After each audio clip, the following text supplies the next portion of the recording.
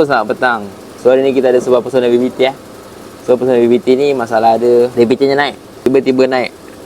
So bila tiba-tiba naik tu, mana minta kita breakdown. Bila kita breakdown, tengok memang masalah pada kipas motor. Kipas motor ni liau. Okay, ada berat. Kipasnya pusing-pusing tapi berat. So bila berat, kita boleh nak suruh minta owner tukar kipas motor saja, tapi kita kena tengok keseluruhan overall. So bila kita tengok overall, memang masalah pada sistem air dia. First sekali memang masalah pada radiator lah. Kita boleh tengok yang ni radiator dia. Okey, untuk radiator ni dia pakai single layer.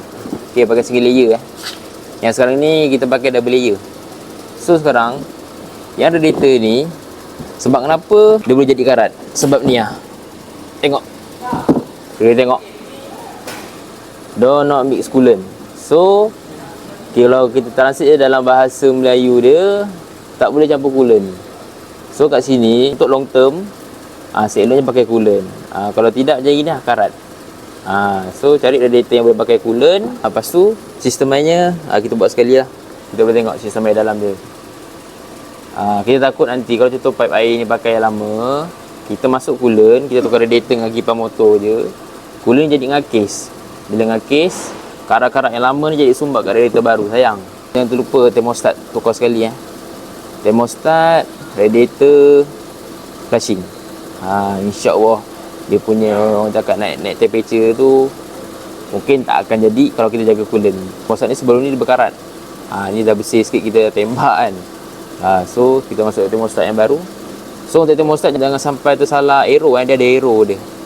Pastikan lubang yang dia buat, disediakan tu, yang lubang yang dia buat ni, pastikan atas.